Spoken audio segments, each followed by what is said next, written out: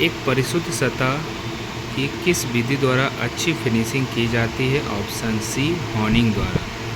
यह भी एक घिसाई करने वाली विधि है जिसे पहले से मशीनिंग किए गए उत्पाद को फिनिश करने और उसका साइज ठीक करने के लिए किया जाता है। प्रयास इसमें 0.75 mm तक की धातु को अलग करने की क्षमता होती है। अपघर्षक कणों को हॉनिंग में उपयुक्त जोड़नी द्वारा संघित किया जाता है। Option D, silicon carbide. Silicon carbide का प्रयोग नर्म धातु के लिए करते हैं। हार्ड धातु के लिए एल्युमिनियम ऑक्साइड का प्रयोग करते हैं। सबसे ज़्यादा मात्रा में सामग्री का इस्तेमाल किया जाता है हॉनिंग। हॉनिंग में सबसे ज़्यादा मात्रा में सामग्री का इस्तेमाल किया जाता है। हॉनिंग अलाउंस 0.01 mm से 0.02 mm तक रखा जाता है। इस क्रिया में 0.1 mm मोटाई का पदार्थ काटा जा सकता है। हॉनिंग विधि से स्पिंडल का मूवमेंट होता है। ऑप्शन सी, वर्टिकल और reciprocating. Honing allowance option A 0.02 से 0.02 मिमी।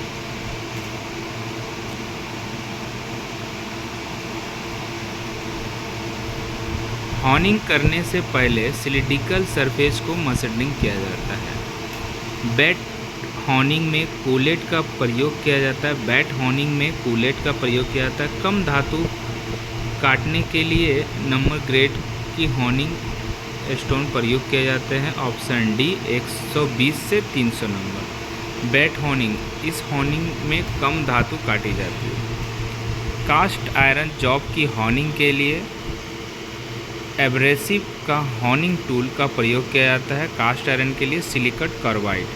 कास्ट आयरन के जॉब की हॉनिंग के लिए सिलिकॉन कार्बाइड तथा स्टील के जॉब के लिए एल्युमिनियम ऑक्साइड की हॉनिंग किया जाता है। नॉन फेरस मेटल की हॉनिंग के लिए हम लोग सिलिकॉन कार्बाइड का प्रयोग करते हैं। नॉन फेरस मेटल की धातु के लिए हॉनिंग के लिए सिलिकॉन कार्बाइड। हार्ड स्टील की हॉनिंग के लिए एल्युमिनियम ऑक्साइड का प्रयोग करते हैं। हार्ड स्टील या हार्ड मेटल की हॉनिंग के लिए एल्युमिनियम ऑक्साइड। टंगस्टन और सिरामिक की हॉनिंग के लिए हम लोग डायमंड का प्रयोग करते हैं। ऑप्शन ए, हॉनिंग की क्रिया की जाती है। ऑप्शन सी, सुराखों व बाहरी बेलना सतहों पर। हॉनिंग मशीन किए गए उत्पादों को फिनिश करने तथा उसका साइज सही करने के लिए प्रयोग किया जाता है।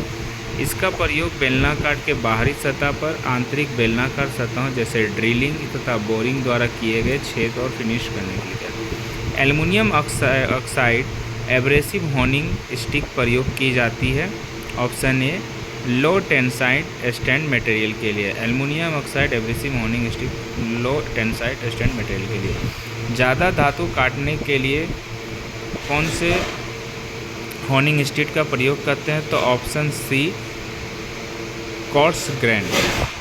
ज़्यादा धातु काटने के लिए कॉर्स ग्रेन हॉनिंग स्टिक का प्रयोग करते हैं। अधिक फिनिशिंग के लिए हॉनिंग स्टिक का प्रयोग किया जाता है। Option B, fine grain. निम्नलिखित में से किसका हॉनिंग प्रक्रिया में प्रयोग किया जाता है? तो ऑप्शन डी, एब्रेसिव छड़ का। किसी धातु पर पॉलिश या हॉनिंग करने वाली एब्रेसिव छड़ है जो एल्युमिनियम ऑक्साइड सिलिकॉन कार्बाइड के सूक्ष्म कणों को बोल्ट द्वारा जोड़कर बनाई जाती है। इन्हें हॉनिंग स्टिक कहते हैं। पाइप को एक सिरे से बंद करने के लिए किस फिटिंग वस्तु का प्रयोग किया जाता है? ऑप्शन सी, प्लग। लो और आलो धातु में बोर के सुपर फिनिशिंग के लिए किस प्रकार का प्रयोग किया जाता है? तो ऑप्शन बी, हॉनिंग। बोर के अनुप्रस्थ आकार, झुकाव, विरूपण जैसी अनियमितताओं को दूर करने के लिए किस प्रक्रिया का प्रयोग किया जाता है? तो ऑप्शन ए, हॉनिंग। बोर के अनुप्राय आकार, झुकाव और विवरण जैसे अनियमितताओं को दूर करने के लिए हॉनिंग का प्रयोग किया जाता है। हॉनिंग के द्वारा सिलिंड्रिकल के बोर का साइज को ठीक करते हैं। हॉनिंग प्रक्रिया बोर फिनिशिंग है। हॉनिंग ऑपरेशन सदैव ड्रिलिंग ऑपरेशन के बाद किया जाता है।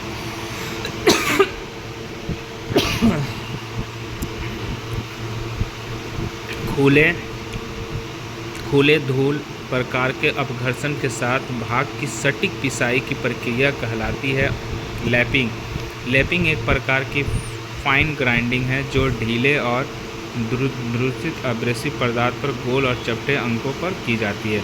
निम्नलिखित में से कौन सा लैपिंग का उद्देश्य नहीं है? ऑप्शन डी, फर्श को विशेष आकार प्रदान करना।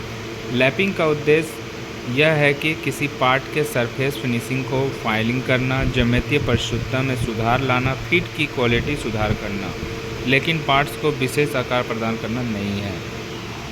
चित्र में दिखाए गए ये चित्र है option C, adjustable ring tape. Lapping plate पर ग्रुप्स बनाए जाते हैं लैपिंग पेस्ट धारण करने के लिए। लैपिंग पेस्ट धारण करने के लिए ग्रुप बनाए जाते हैं। लैपिंग करने से पार्ट्स की सतह पर ऊंचे स्थान होते हैं अधिक। लैपिंग करने से पार्ट्स की सतह पर ऊंचे स्थान अधिक होते हैं।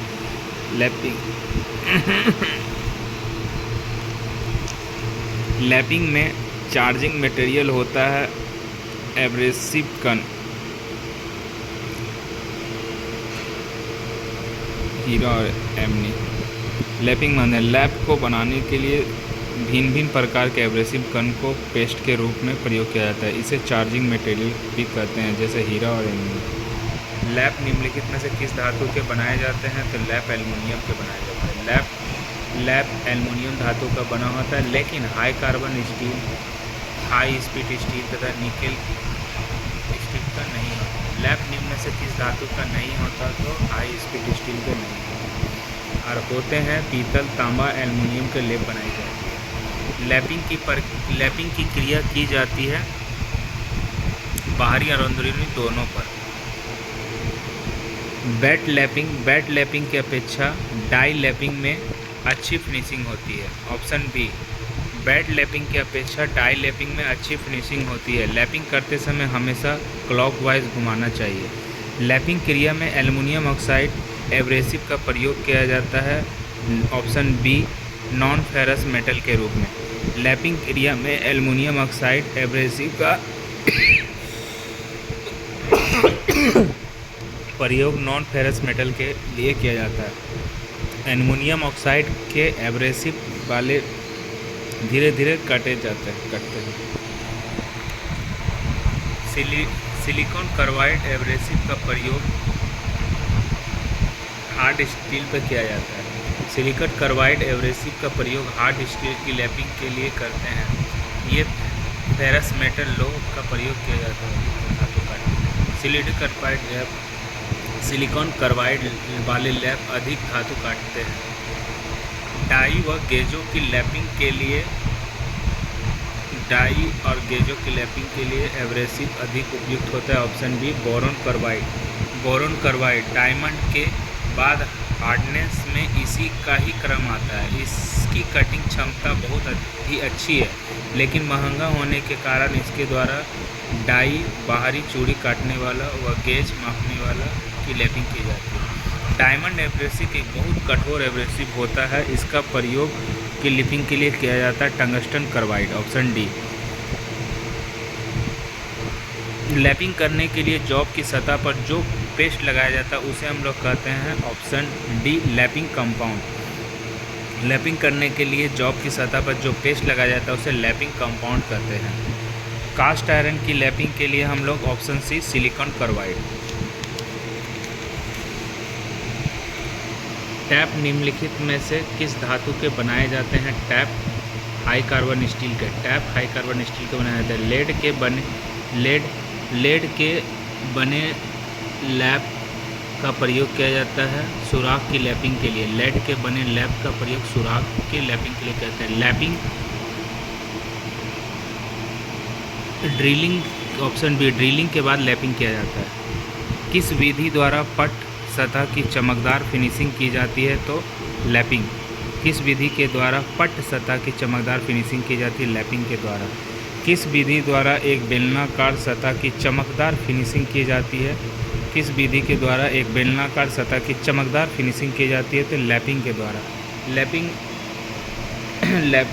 लैपिंग विधि द्वारा एक बेलनाकार सतह की चमकदार फिनिशिंग की जाती है। लैपिंग अलाउंस 0.005 mm से 0.01 mm होता है। लैपिंग अलाउंस ऑप्शन बी 0.005 से 0.01 mm।